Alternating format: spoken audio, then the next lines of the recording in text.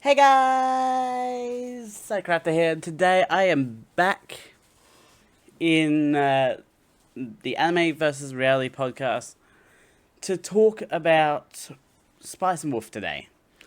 Uh, I don't know what I can say that doesn't spoil too much. I really want to try and start doing non-spoiler openings in the first episodes of these now. Uh, Essentially, what Spice and Wolf is about is we're gonna get to learn the ins and out of trading and also wolf culture, if that makes any sense. uh, Another thing I like to try and do is shout out birthdays for characters. I was not prepared at all.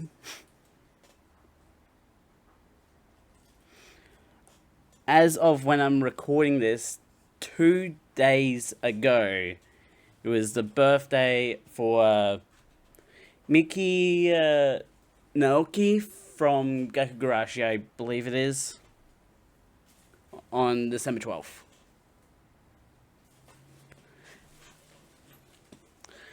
But I'm not here to talk birthdays, I'm here to talk about trading and wolves, which is a weird combination. So let's get into it. Alright, because it tastes that good. That's a bad apple. Yeah.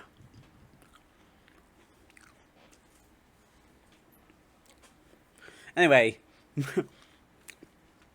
starting off with episode 1, the narration talks about how the people of a village say that the wolf was running past the wheat whenever the wind was blowing, causing it to bend, and that I feel like I missed something. Hold on. Oh no, I haven't. that that it trampled said wheat, and a poor harvest was blamed on the wolf's insatiable appetite. A promise was made with the wolf, and good harvests called for celebrations, while bad harvests were met with anger. Through it all, humans figured out how to obtain prosperity by themselves, and might feel the need to no longer uphold the promise. A travelling merchant arrives at a walled monastery, telling a guide about another small village he visited. That's half a day's trip east from this village, and that he sold salt to them. The guard asks if his car is full of salt. However, currently it's filled with fur pelts and a type of wheat impervious to both warm and cold weather. Noticing the village is tense, the guard mentions that a pagan festival is happening in a village to the west, frustrated that there are people who don't believe in their omnipotent god. The guard thinks the Pope should use his authority like before, but he seems to struggle to keep them in line. The merchant, Kraft Lawrence, knows of this village as Paslow, familiar with the people and vice versa. As Kraft passes some farmers, they're amazed at this new method for a bountiful harvest given to them by the Earl, saying the wolf isn't reliable at all. Everyone is happy to see Kraft and say that the festival, to which he says it looks like it's a... that the festival's about to get... it's already started, but it hasn't yet. Kraft asks where Chloe is, saying she's an apprentice of his when people think they're in a relationship. Oh, jeez.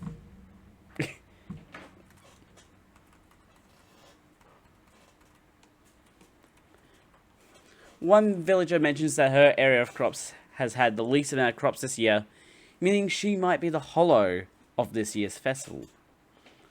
Heading over to her field of wheat, Kraft calls out to Chloe, who's happy to see him, but he reminds her to focus on the wheat activity. And since she's the last one to harvest some wheat, she becomes Holo.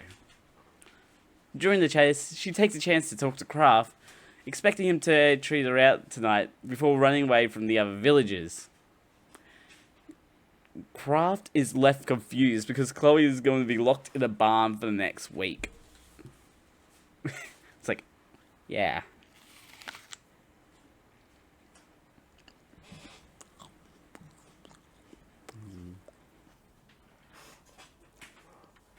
Getting back to business, Kraft visits the village chief, who's happy they have more business opportunities thanks to Kraft, showing off the treasury of 20 silver coins. The village chief mentions they have a new earl by the name of Earl Erendot, and they no longer need to pray to the wolf, wanting to fill Paslow with Luminon gold coins rather than their current Trenny coins. Once outside the village, Kraft tells himself that an outsider like him will only get in the way and is worried about Paslow replacing their coins with Luminon coins so soon. Some of these words are going to be annoying to pronounce because it's like Luminon is not a common word to use.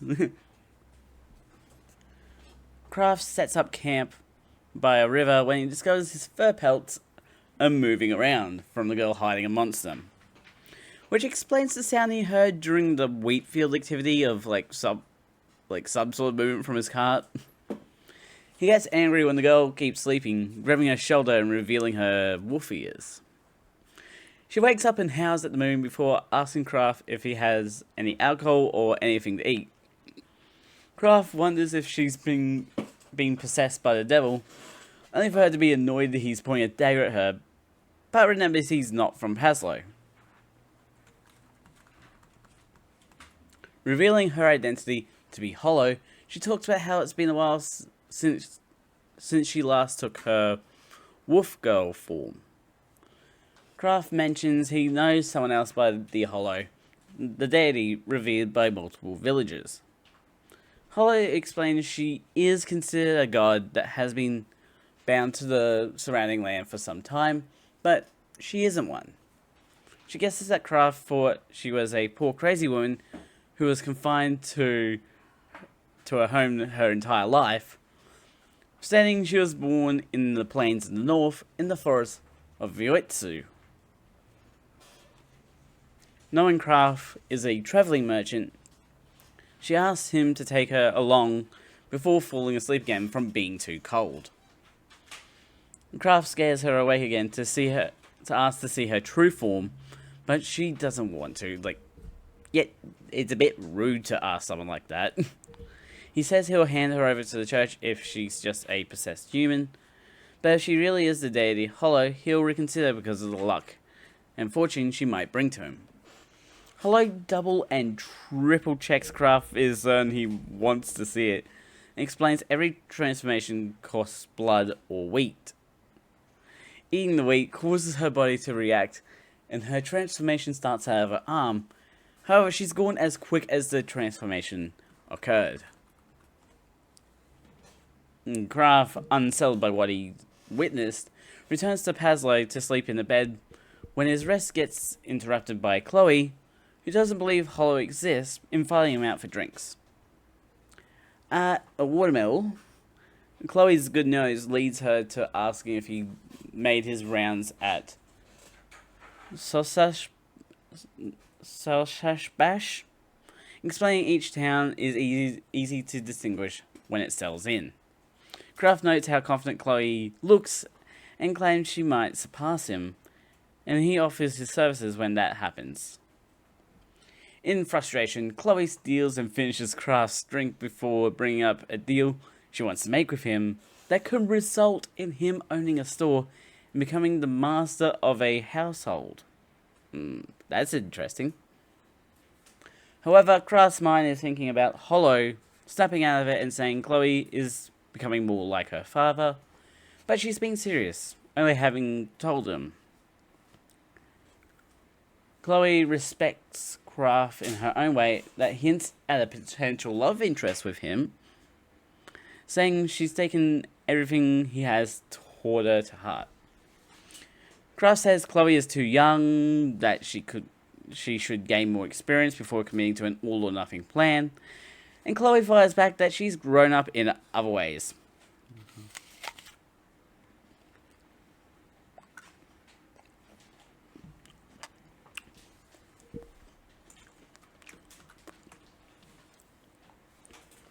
Chloe knows that Kraft seems to have another woman on his mind, asking if he found a better partner, but Kraft explains he was thinking about having Holo as a partner.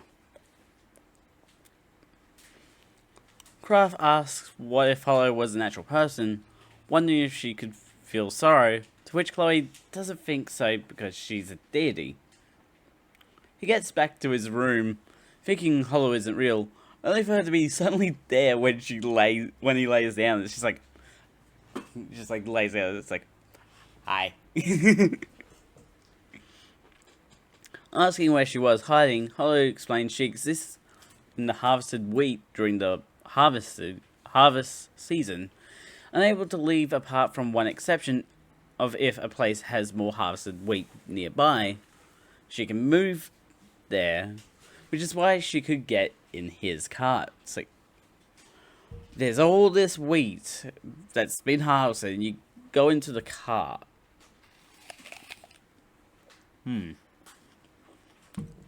That doesn't make any sense.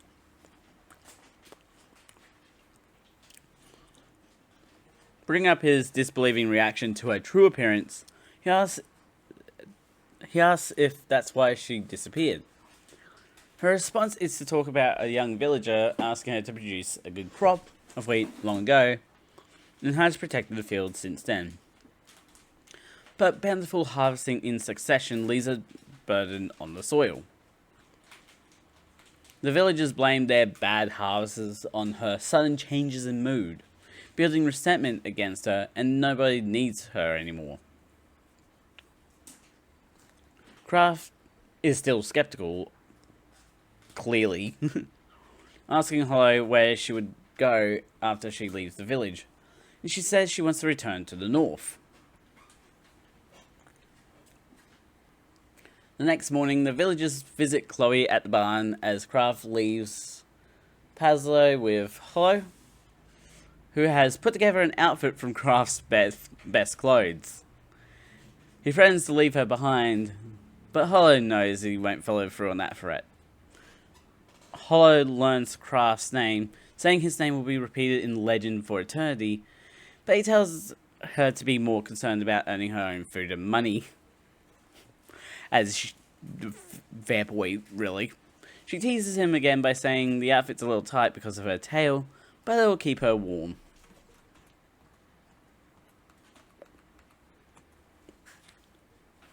Moving into episode 2. Out on the road, Holo is still acting a bit full of herself. Not that Kraft cares one bit when she talks about saving her friends from danger multiple times.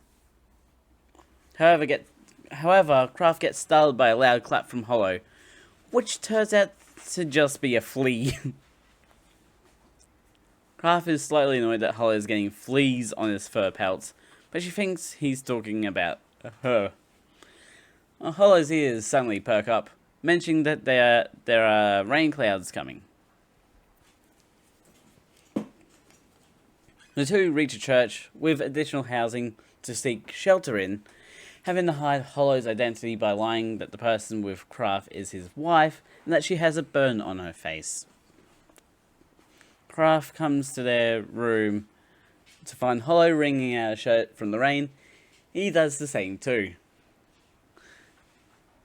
He asks what he should do with the wheat, while turning around to see Holo wringing her skirt as well. Whether he should remove the grain from the plant or not. But with Holo around and alive, the wheat will never go bad or wither away. only if it's eaten, burnt, or mixed into the earth, she may disappear. Kraft decides to fresh it and put it in a bag that Holo wants to keep around her neck, but still wants to keep some of it to sell. In response, he gets a face full of water, courtesy of Holo's wolf drying technique of like shaking her tail and all that. And a lesson in wheat, about how it only grows well in certain places for a reason. Holo sniffs Kraft and says he still smells bad even with all the rain, telling him to take care of himself to go with his good looks, and also says he'd look better with a longer beard.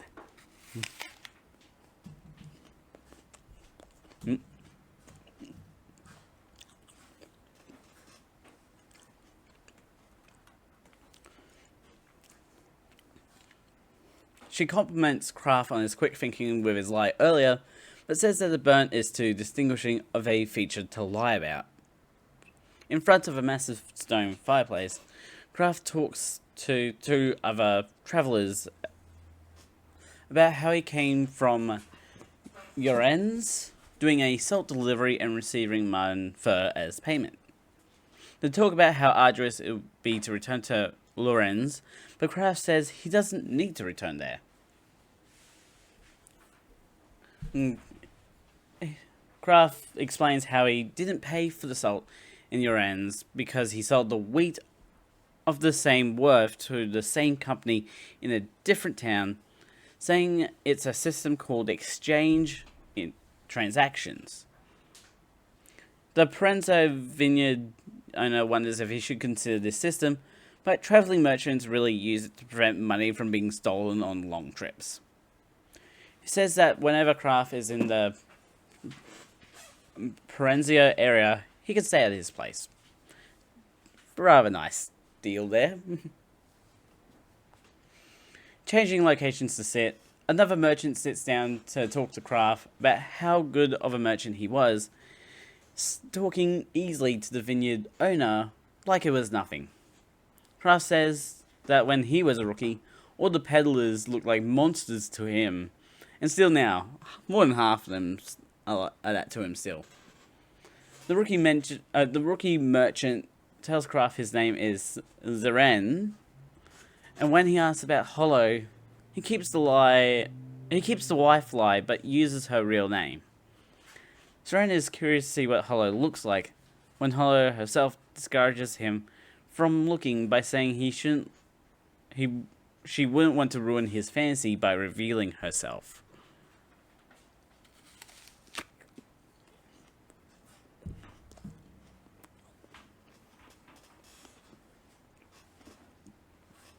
Back in their room, Kraft brings baked potato and goat's cheese to eat, but before eating, he gives her the wheat in a bag with a leather string so she can wear it around her neck. He's upset with how much money he had to donate to the church, and lets Holo know to be ready when he bills her. Yeah, makes sense. With that done, Kraft lightens up when she says she knows he'll be billing her, and that she's happy eating. He tries warning her not to wolf down too much at once, but she does and says that a human throat is too inconvenient and narrow. Holo gets her wolf anatomy wrong by saying wolves don't have cheeks, and so they can't take time chewing. Which they actually do. They do have cheeks because they're mammals. All mammals have cheeks.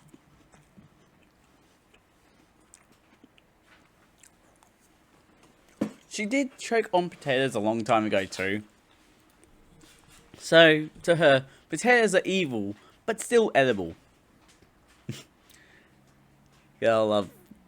It's like, oh, this is so evil, but it's still edible. I'm gonna enjoy it. Kraft remembers that Holo can tell when people are lying, asking to what extent, and She remembers that earlier exclamation about his fur pelts being ruined by her fleas was, in her in in her mind, an appraisal of her tail, but not mean it, meaning her lie detection is based on her perception.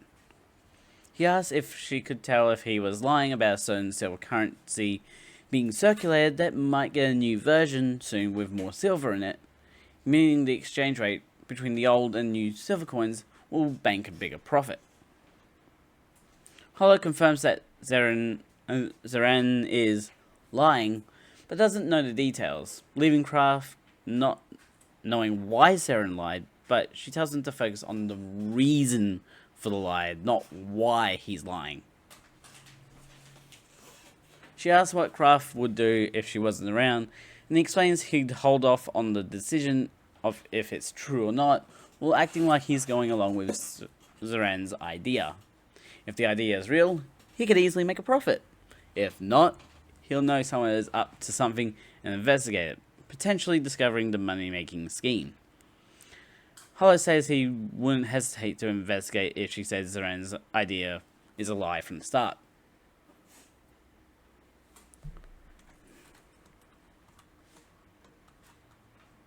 The next morning, Holo is gone when Kraft wakes up and goes through his morning routine at the well, seeing Holo talking to one of the priests.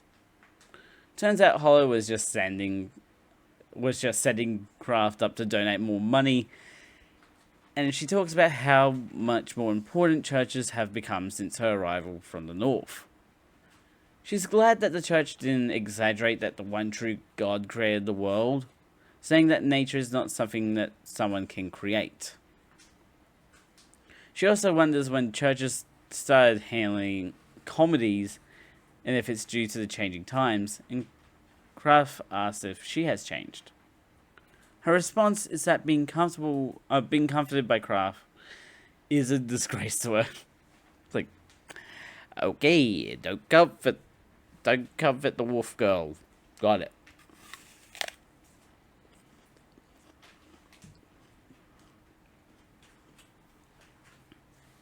Kraft and Holo meet with Zeren to say he's in with Zeren's money-making scheme, but to wait until he cashes the fur. With the deal in place, Zeren says they should meet up again in the port town Hazio at a bar called Your End. My gosh, these names are weird. Holo asks why they're not going with Zeren, and Kraft notes the ground's money, meaning walking is faster. She chuckles when Kraft says time is money, finding that phrase interesting, so Kraft explains it in terms of the farmers being punctual in their farming, but she says they're adept at sensing things. She states that Kraft is quick-witted, but lacking in experience, rewording it as him being well-established when he's older. Kraft fires back that she might be so old that her brain is breaking down, to which Holo asks why wolves attack humans in the mountains, saying they eat human heads in an attempt to gain their power. He gets nervous being in the forest, revealing he had been attacked by wolves about 8 times, and yells at Holo to stop what she's doing, apologizing for saying her brain is breaking down.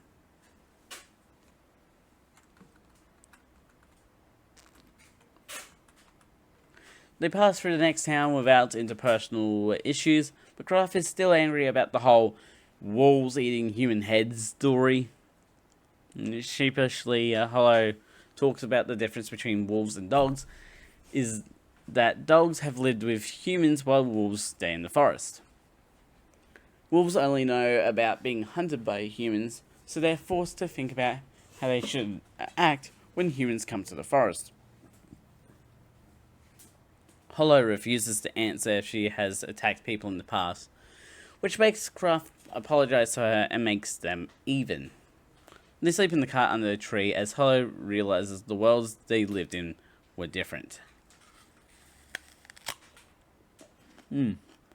Oh, finally a good part of this apple.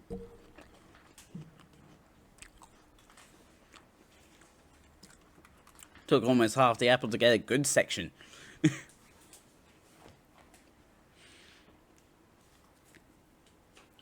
Kraft and Holo reach Port Town Pazio, a proper fortified town with a stone outer wall, and with a river splitting it into two sections. Holo notices the other carts have a lot of delicious produce in them, before Kraft reminds her to hide her face because of her legend of appearing in towns in her human form. She recounts this legend and promises that in return for keeping her transformation secret, she'll make the village's harvest rich. However, she is confident that unless she shows her ears and tail, no one will notice because they have forgotten about her. Holo rejoices over how the town is how she thought it would be, with Kraft noticing her focus on the apples, saying they look delicious. And Kraft takes the moment to talk about one of his acquaintances that dealt in apple futures, believing he may have more than doubled his assets by now. I apologize if my reading is terrible. It's hard because the text blends together a bit. If Kraft had got into the same business, he would have used a vessel in his gamble of making a profit or not, completely ignoring Holo's desire to have some apples. He gives her he notices this whole, desire for apples, and gives her 1 silver coin to buy as many apples as she wants, which ends up being a medium-sized pile. Holo believes he was pretending not to notice Holo's almost drooling for the apples, and also gets angry when Kraft tries to reach for an apple, saying they're hers, even though she used his money. She states she could easily earn money, and Kraft responded with the fact that he was going to use that silver coin to cover room and board costs for the night.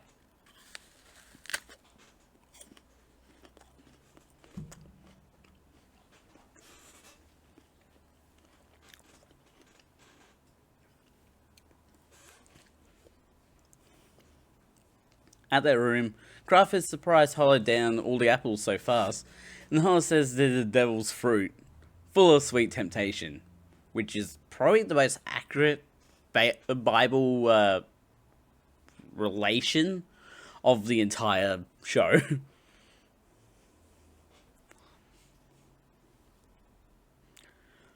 Where was I? Kraft asks why she doesn't overcome her desire for apples, but she says there's no benefit in holding back.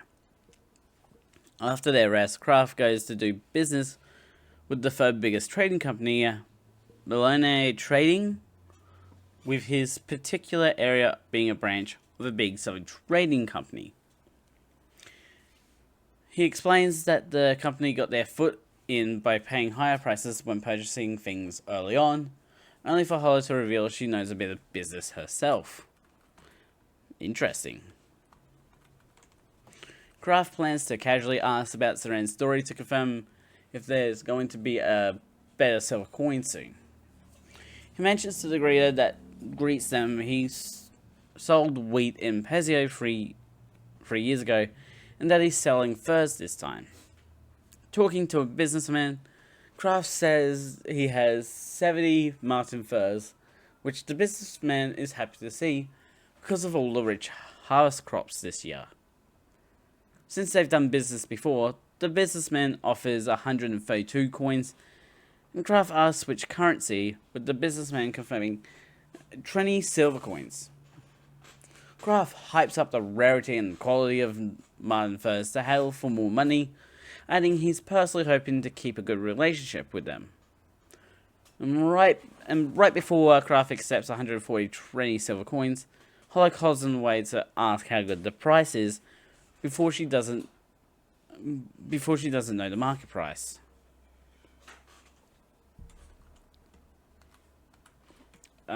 Holo suddenly takes over price negotiations, calling the businessman out on pretending not to notice something while saying Kraft shouldn't be so mean.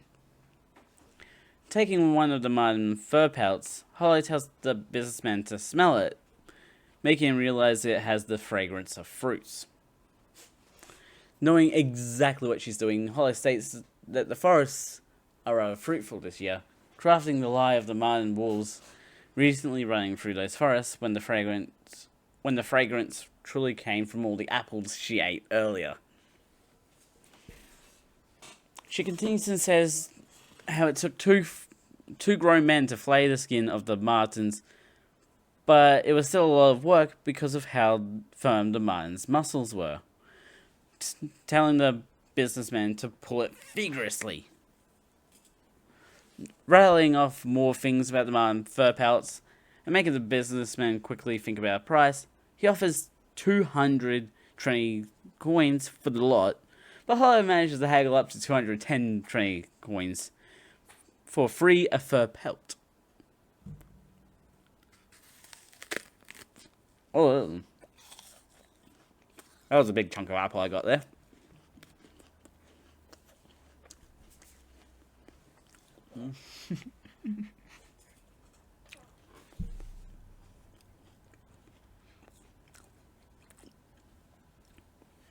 At the pub, Kraft asks if Holo has worked as a merchant, and she did long ago, having learnt the method from a very sharp merchant that passed by Paslow back then. Kraft mentions he didn't smell anything on the furs last night, and Holo reveals it was the apple she bought. She says that the businessman will be impressed that such a method exists, and if people get upset by the trickery, you won't get far. A bit of a humorous side note on Holo's cuts of profits. If she got the 70 20 coins from her part of the haggling and paid the 120 coin back to Kraft, she made 69 20 coins from her work. Nice. That's just funny. That's just funny to me because it's like, well done, Holo. Holo asks Kraft if he did what he needed to, and Kraft has essentially confirmed that Zoran is lying about the coin upgrade, meaning there is a money-making scheme in the works. But Kraft is just worried about his own profit. Meeting up with Zoran, Zoran notes they're drinking the good alcohol, meaning the fur pelt sale went well, and that his share will be bigger. However, Kraft is quick into negotiation mode, without knowing Zoran will sell him info on which silver coin will be revalued for a later profit from the money game.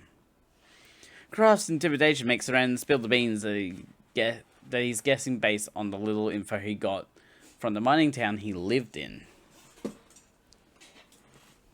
Calming down and saying that if Zoran was 100% confident in his statement, he would have turned it down. Asking what Zoran's share would be, he says he'll take 10 20 coins for the info and 10% of his profit from the money game. Seeing it as modest, Zoran explains that if Kraft loses, he can't do anything about it, and by keeping the share small, Kraft doesn't need to hold him responsible for his loss. Kraft accepts the deal, so Zoran says they should go see a notary public lawyer tomorrow as soon as possible.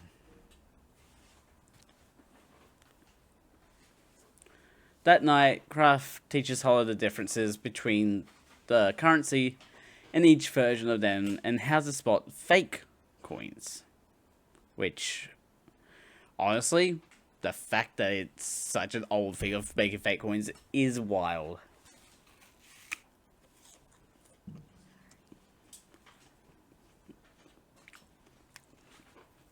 Kraft goes over each coin again while Holo watches.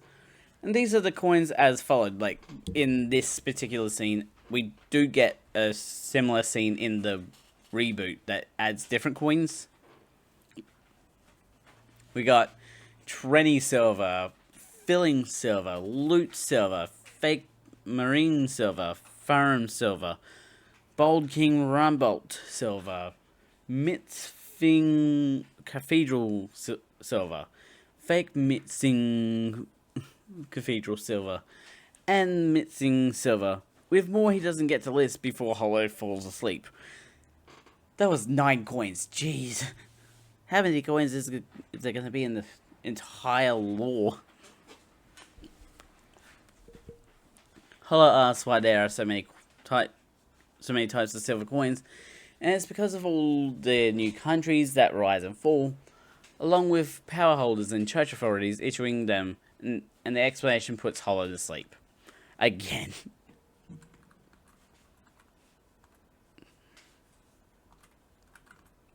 The next day, Kraft and Saran complete their business with the notary public lawyer, and Saran leaves them to make more money and tells Holo to stay beautiful.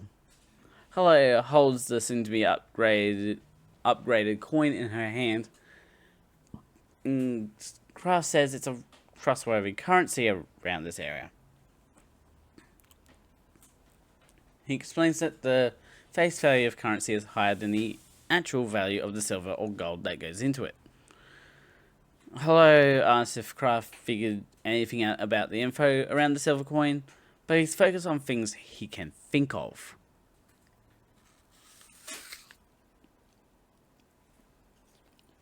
Oh yeah, this apple was like not that great on the inside.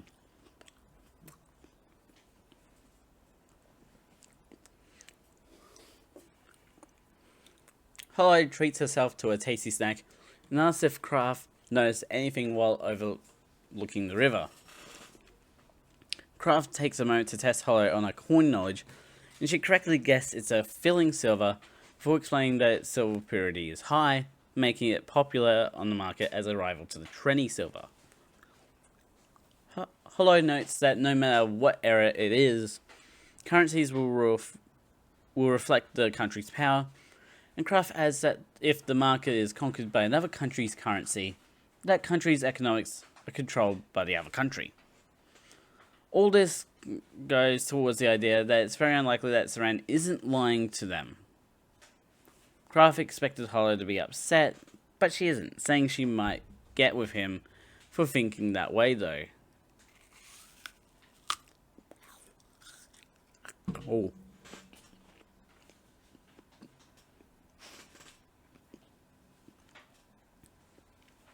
Yeah. Holo asks where they are going next, and Kraft says they're meeting with one of his money dealer acquaintances. Why? In order to check if there actually is going to be a big change in the silver coin.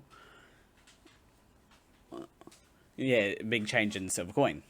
He thinks Holo doesn't understand, but this is Holo, and she knows that the currency creator will increase the purity a little to judge people's reactions, and based on the reaction, they'll wait for the right moment to increase the purity. Weiss is quick to say hello to Kraft while hugging Holo, being quite the ladies' man, and asking if Kraft has slept with her yet. I mean, technically, yeah, slept with her, but not with her. And he making an advance on her when he says no, because he's a gentleman. Kraft interrupts Weiss's advance to say business comes first, asking if he has a Trenny silver that was issued recently. However, even Weiss can't tell the purity and doesn't want to melt down a Trenny coin just to do so. Holo asks Weiss if she can have a go at the coins, using her hidden wolf ears to tell the difference between the coins, slightly revealing she hears a difference to Kraft, and lies to Weiss that she can't tell.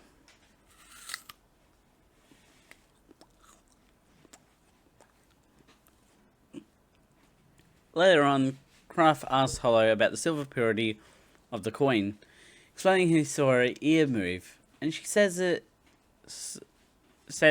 was sort of a thank you to him because he got jealous of Weiss hitting on her. She tells him not to worry, that males are jealous idiots and females are idiots who feel happy about it. Bringing the coin back to the silver coin, Holo figured out that the newer the coin was, the duller the sound made. But not by much, meaning the purity is decreasing.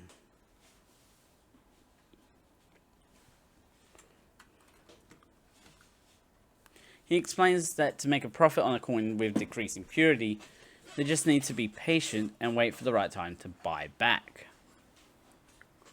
Holo then starts laughing, believing Zeren just did it to swindle Kraft out of 10 Trinity silver.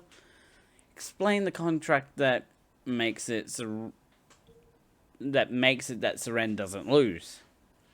She then asks if the silver purity occurs often, but Kraft says that the silver purity is the same level with tremendous care. Like, they take it seriously.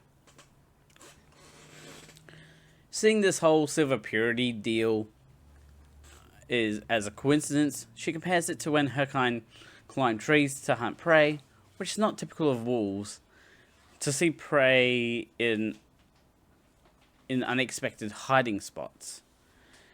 Using that example, she tells Kraft to look at this from a different angle, that Zeren might not be the schemer, but was offered a fee to make a suspicious deal with someone in order to get it.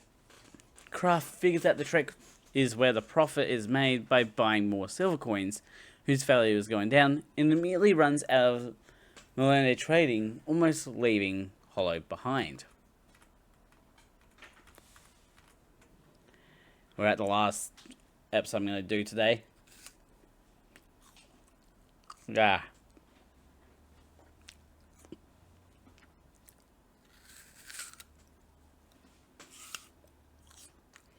I can't have any more of this apple. It's just too bad.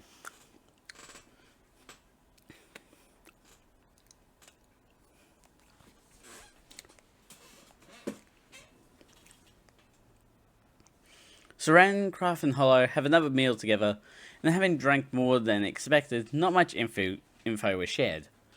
Zeren was fascinated by something Holo said earlier, and all while someone else from Millennia Trading was listening in, surprised this all happened after just one day.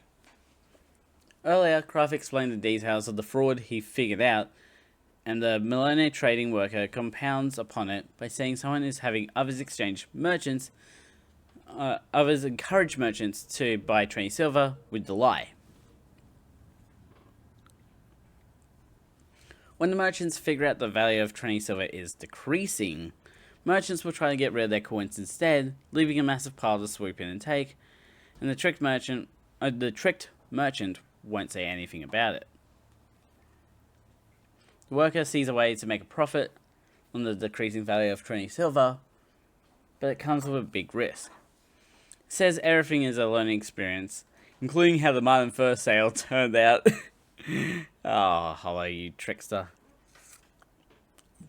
I can still take small nibbles.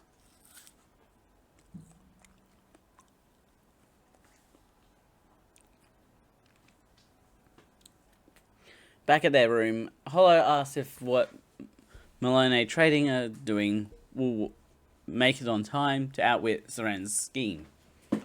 Kraft is worried because one of Millennia Trading's business dealings is fast research into people's background. Holo suddenly starts laughing, remembering her old days. How her old merchant friend fell out of his chair after acting how Kraft is right now. She also says he wasn't scared of Holo's wolf form, considering him as strange but nice. I wonder if we'll ever learn about this other merchant Holo travelled with for a bit.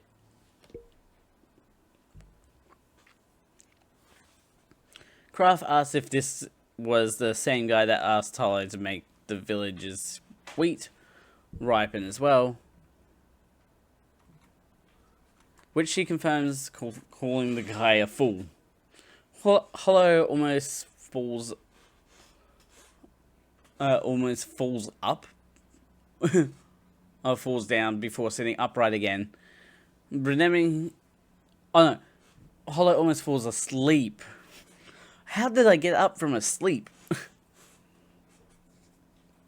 And she like remembers that she had to tell something important to Kraft, forgetting if she already did. The next day, Kraft meets with the branch manager, Mulhite, to confirm they figured out who Saran is working for, which is Media Trading, the #1 crop dealer in Pasio.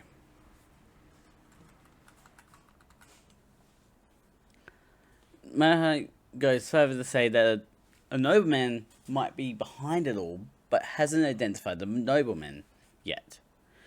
Not that it will matter if they make the first move as Kraft suggested, to which he moves the conversation into discussing shares.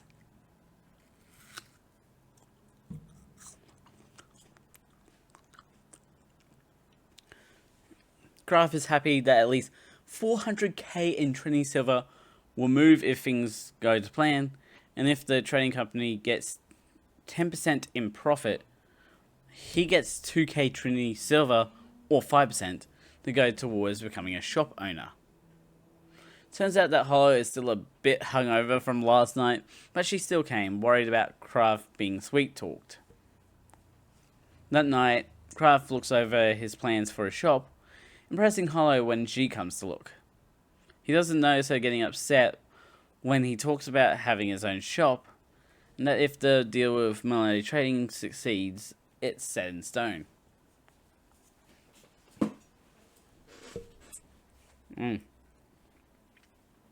Opening a shop in town makes the owner a member of the town, and makes it easier to find a wife and make close friends. Speaking of finding a wife, Kraft wonders how Chloe is doing, saying she'd be surprised if he opened up a shop. Holo finally speaks up, saying that she'll be stuck at his shop because he wouldn't leave after opening it. Kraft says she's wise and could travel on her own, but Holo answers she's tired of being alone. Seeing Holo's upset face, Kraft says that opening a shop isn't immediate, which might be a lie to calm Holo down. But sometimes there is those lies that you have to tell someone to relax them.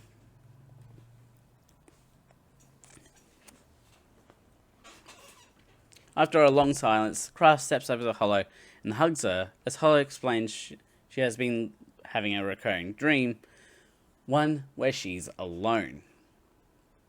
Saying that her kind can live for hundreds of years, she says that's the reason she went on her journey, thinking she would see them again. Kraft says that peddlers sometimes suffer from the same dream, and grabs his architecture sketch so Holo can dry her tears, saying that he draws and discards these sketches. Holo plans to go back to sleep, and Kraft plans to as well, to avoid wasting the candle fee, but he doesn't know how to navigate safely in the dark, smacking his leg on the bed. I think in the other version he smacks his head. Getting into the bed, he's shocked to find Holo in there as well, going to kiss her, but she stops him, remembering the important thing she had to say, that there are 3 people outside their room. The two jump out of the window with Kraft stacking it as members of Media Trading break into the room, and Holo says they have to run. While running, Holo hands Kraft some wheat to hold on to, which is hot because she dwells in it.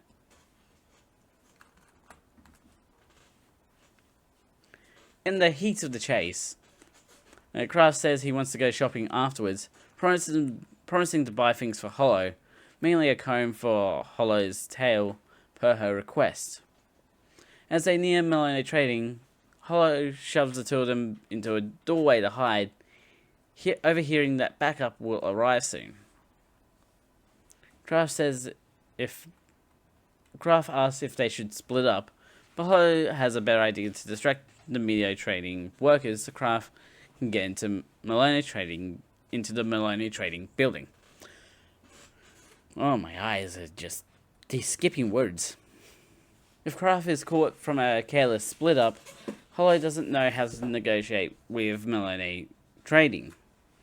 Kraft has shown his plan to them, so he has to threaten to betray them so they won't get abandoned by them.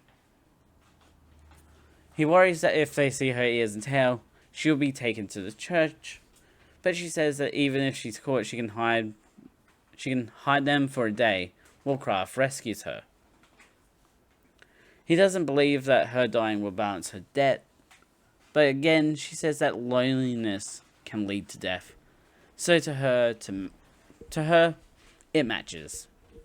Her distraction gives Kraft enough space and time to reach Maloney trading and be saved at the last second by being let in while the thugs are locked out and told off.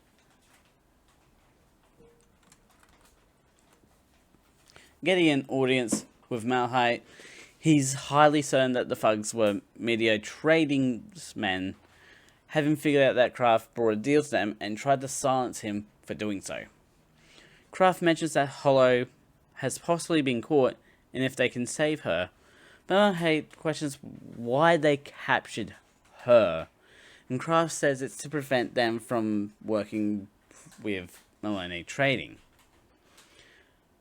Malahite says something is strange, like what can be hindered by taking Kraft and Holo hostage, saying they're already collecting tranny silver. He lays out what he's thinking to Kraft, that it'd be worth taking them hostage if Kraft was only asking them to collect tranny silver, without explaining what kind of money-making scheme is going on. Since Maloney Trading has all the info they need, their concerns for what happens to Kraft and Holo are zero. Malahite is putting Maloney Trading first and is cutting Kraft from the deal, while Kraft can only think about Holo. He tells Kraft to calm down again, saying things are strange, thinking that media trading will know how Maloney Trading will decide, yet still went for Kraft and Holo.